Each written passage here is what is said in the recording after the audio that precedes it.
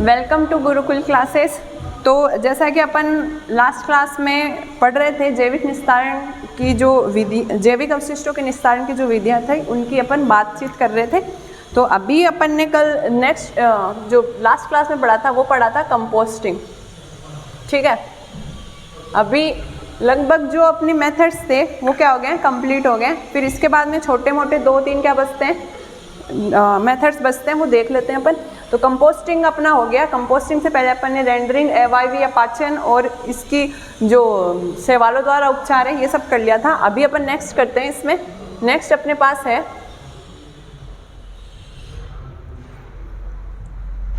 त्रिव thermophilic पाचन। ठीक है, एक मेथड है कि उसमें क्या होता है कि ये वाला मेथड है त्रिव थर्मोफिलिक पाचन। तो इस वाले मेथड में क्या होता है कि एक बायोडाइजेस्टर है, एक ऐसे पात्र होता है बायोडाइजेस्टर।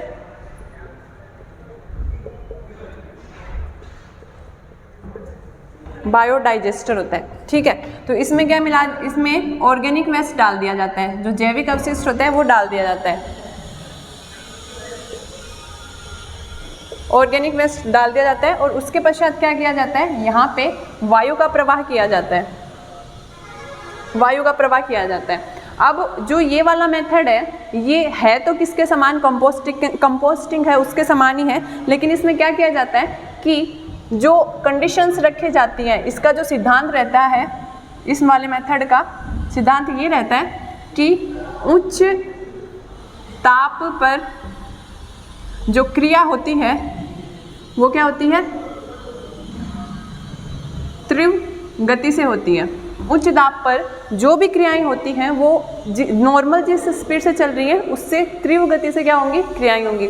तो इस वाले मेथड में क्या किया जाता है, जो ये बायोडाइजेस्टर होता है इसका जो तापमान है वो 50 से 55 डिग्री सेंटीग्रेड तक रखा जाता है। तो इसमें जो ऑर्गेनिक वेस्ट उपस्थित होगा वो जल्दी जल्दी क्या होता है, उसका निम्नीकरण होता जाता है, जल्दी जल्दी वो सरल पदार्थों में टूटता जाता है इस वायु की उपस्थिति में, इस वाले में। और इस जो टेम्परेचर रखा जाता है वो 50 से 55 डिग्री सेंटीग्रेड। तो इसलिए इस जो मेथड का नाम है वो क्या है, तीव्र मतलब जल्दी हो रहा है, थर्मोफिलिक मतलब उच्च ताप की उपस्थिति में पाचन जो डाइजेशन हो रहा है वो। ठीक है, तो इस वाले में, इस मेथड में एक खास बात ये है कि ये एक ऊष्माक्षेपी प्रकार की क्या है, रिएक्शन है, ऊष्माक्षेपी प्रक्रिया है।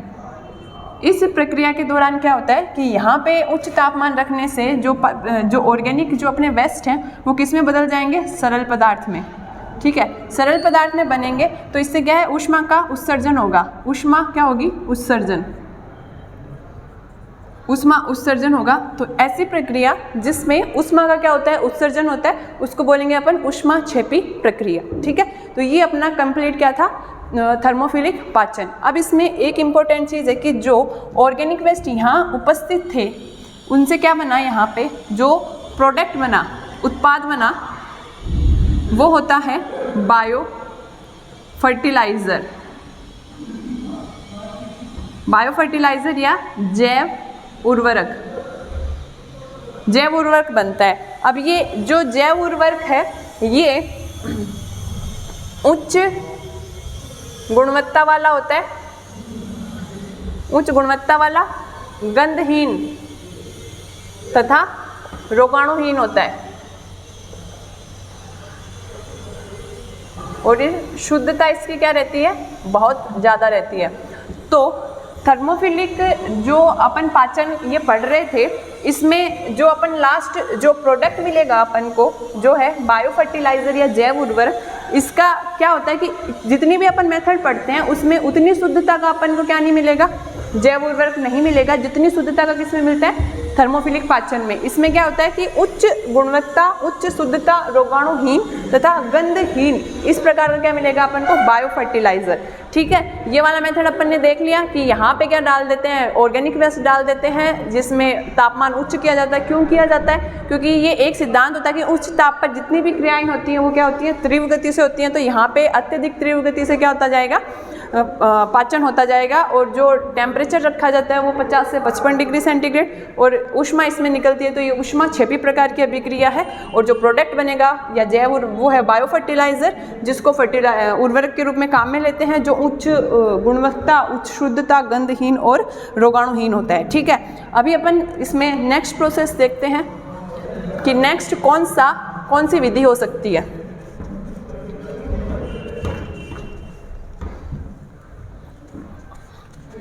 अब नेक्स्ट विधि की बात करते हैं। कंपोस्टिंग पढ़ लिया, थर्मोफिलिक पाचन पढ़ लिया, अब बात करते हैं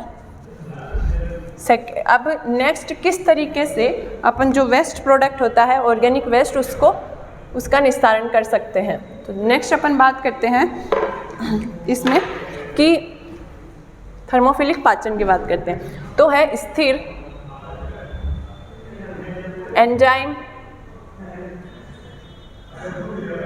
अभिक्रिया।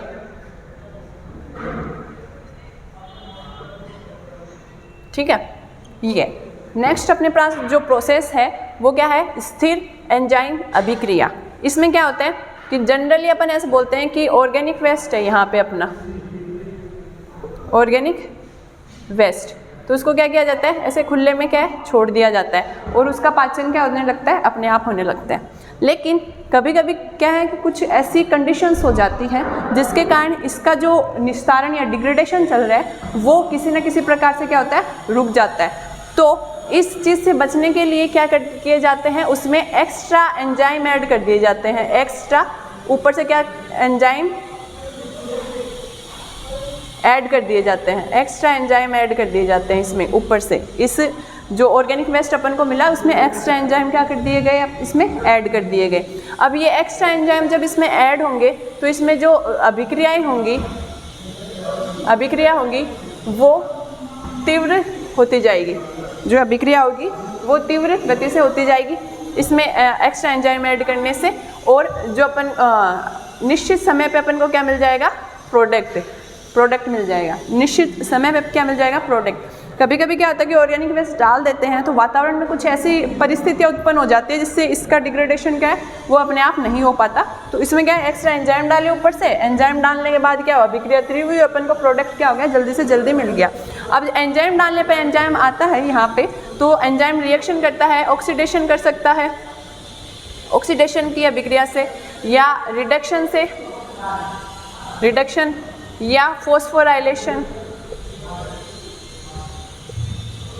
फोस्फोराइलेशन, ये सारी अभिक्रियाएं क्या होती हैं, एंजाइम यहाँ पे इस ऑर्गेनिक वेस्ट के साथ करता है। और ऑर्गेनिक वेस्ट के साथ ये अभिक्रिया करने के पश्चात जो प्रोडक्ट बनेगा वो अपने समय पर मिल जाता है। समय पर प्रोडक्ट का क्या हो जाता है, फॉर्मेशन हो जाता है। अब इसके पश्चात जो ये अपनी चल रही थी स्थिर एंजाइम अभिक्रिया, इसमें एक होता है कि बायो ऑयल बनाने के काम में आता है। एक इसमें क्या होता है कि एस्ट्रिफाइड ऑयल होते हैं, एस्ट्रिफाइड ऑयल्स होते हैं वो इसमें ऑर्गेनिक वेस्ट में, कि ये एक अभिक्रिया इसमें स्पेशली होती है कि ऑक्सीडेशन होगा, रिडक्शन होगा, फॉस्फोराइलेशन होगा। ये सारी चल रही है एंजाइमेटिक रिएक्शंस किसी भी ऑर्गेनिक वेस्ट में। लेकिन एक होता है कि जब अगर ये जो अपन ने ऑर्गेनिक वेस्ट डाला उसमें किसी भी प्रकार का ऑयल प्रेजेंट है, ऑयल जनरली क्या होता है, एस्ट्रिफाइड ही होता है, तो जो प्रेजेंट है एस्ट्रिफाइड ऑयल, तो इसको क्या किया जाता है, ये एस्ट्रेज एंजाइम की उपस्थिति में, एस्ट्रेज एंजाइम की उपस्थिति में ईंधन में बदल जाता है, जैव ईंधन में। एस्ट्रिफाइड ऑयल की प्रेजेंस में ये एस्ट्रेज एंजाइम इस पे क्या करेगा, काम करेगा। और इसको जैसे जैसे मान लो ये ऑयल है तो इसको क्या है, जगह जगह से तोड़ देगा और तोड़ने के बाद पश्चात किस में बदल देगा, इसको जैव ईंधन में। ठीक है, तो एंजाइमेटिक जो रिएक्शंस अपनी चल रही हैं एंजाइमेटिक, तो एंजाइमेटिक रिएक्शन का काम क्या होता है कि जो भी अपन को ऑर्गेनिक वेस्ट है उसको जल्दी से जल्दी क्या करे, जल्दी से जल्दी उसका निस्तारण कर दे। ठीक है, ये अपनी थी इसमें लास्ट जो भी रिएक्शंस थी वो। अब इसके पश्चात और क्या क्या हो सकता है इसके निस्तारण के लिए वो देखते हैं। इसके पश्चात अपन देखते हैं इसमें लास्ट अन्य उपयोग, अन्य उपयोग, अन्य उपयोग में क्या हो सकता है? गोबर अपन को मिला, या फिर गोमूत्र जो अपन को मिला, उनके क्या क्या अन्य उपयोग हो सकते हैं। ठीक है, तो जो गोबर है, गोबर का उपयोग ईंधन के रूप में सीधा किया जा सकता है। ईंधन को गोबर को सुखा के इसके कंडे बना लिए जाते हैं और ईंधन के रूप में काम में लिया जा सकता है। इसके अलावा आयुर्वेदा में इसको काम में लिया जा सकता है। आयुर्वेद में जो भी मेडिसिन है, दवाइयाँ हैं, कुछ दवाइयाँ ऐसी होती है जिसमें इसमें काम में लिया जा सकता है। इस प्रकार इसको अलग तरीके से कॉस्मेटिक में काम में लिया जा सकता है। कॉस्मेटिक इंडस्ट्री है वो जनरली किसी भी प्रकार के स्क्रब वगैरह में किसको काम में ले ली? गोबर को। अब ये बात है गोमूत्र। गोमूत्र का उपयोग कहाँ कहाँ किया जा सकता है? तो गोमूत्र का एक सबसे इम्पोर्टेंट है कि जो बहुत ज़्यादा मात्रा, जैसे गौशाला होगी, गौशाला वगैरह, तो वहाँ पे क्या होता है कि जो गाय होती है वो बहुत ज़्यादा होती है, तो उनका जो गोमूत्र होता है वो बहुत ज़्यादा बल्क अमाउंट में मिलता है। तो इसका निस्तारण अपन सीधे किसी भी जगह नहीं कर सकते वातावरण में ओपनली। तो उसका क्या है, एक मेथड ढूंढा गया है कि जो गोमूत्र मिलेगा उसको क्या है, खेती में, चावल की खेती में क्या करते हैं, डाल देते हैं। चावल की खेती में ये क्या है, चावल की खेती ऐसे होती है, तो चावल की जैसे ये पौध लग रही है यहाँ पे, है ना, तो वो क्या है, पानी के अंदर लगती है। तो इस पानी की कमी के लिए गोमूत्र को क्या है, यहाँ पे चावल की खेती में डाल देते हैं, और जिसका सीधा सीधा उपयोग क्या हो जाता है, एक तो पानी के रूप में हो जाता है, दूसरा यहाँ पे जो गोमूत्र होता है, जनरली गोमूत्र में अमोनिया की मात्रा बहुत क्या होती है, ज़्यादा होती है। तो यहाँ पे जो चावल की खेती में नाइट्रोजन की जो कमी है,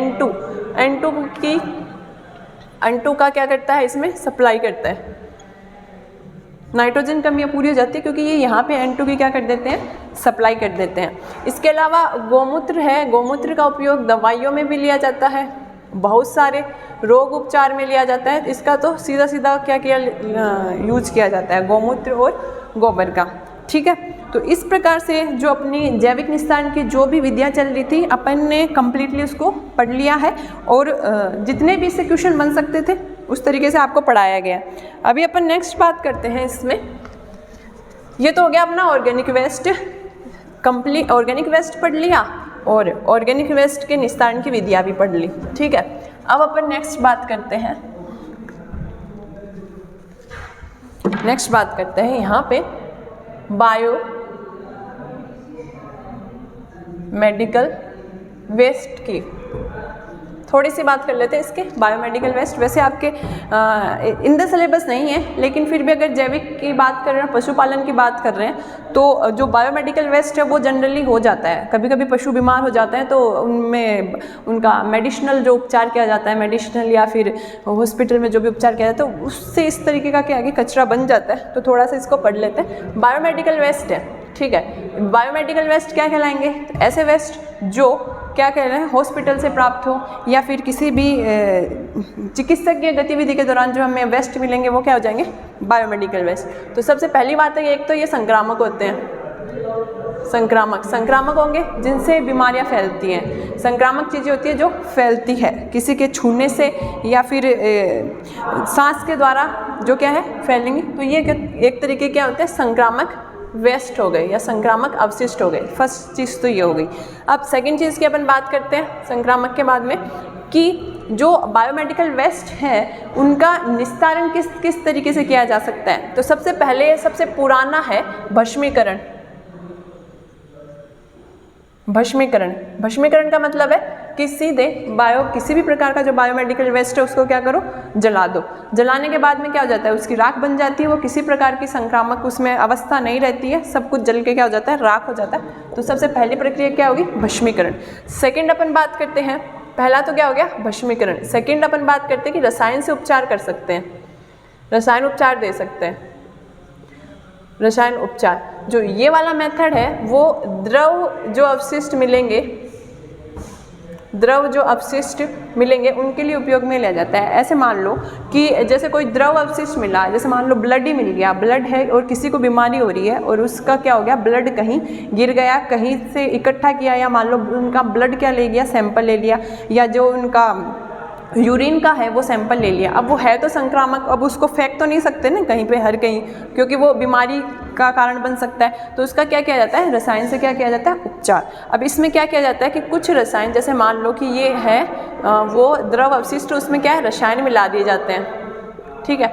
रसायन मिलाने के बाद इसमें जो रोगाणु प्रेजेंट होंगे ना, रोगाणु, वो क्या हो जाते हैं, ख़त्म हो जाते हैं। ख़त्म होने के बाद में ये सारा जो बचा, इसको क्या कर दिया जाता है, प्रकृति में फेंक दिया जाता है, जो अपने आप क्या हो जाता है, डिग्रेडेड हो जाता है, ठीक है, डिग्रेडेड। तो रसायन द्वारा उपचार किया जा सकता है, ठीक है। सेकंड, थर्ड अपन बात करते हैं कि कुछ ऐसी चीज़ें होती हैं जिसको मान लो भस्मीकरण है, भस्मीकरण उनका नहीं कर सकते, जैसे प्लास्टिक्स की जो भी चीज़ें होंगी उनका, तो क्या, क्योंकि उससे क्या होता है, वातावरण में क्या होता है, प्रदूषण फैलेगा। तो थर्ड अपन बात कर लेते हैं इसमें, यहाँ पे भस्मीकरण और रसायन उपचार सेकंड। तो थर्ड बात कर लेते हैं कि इनका अपन लैंड डिस्पोजल कर देते हैं,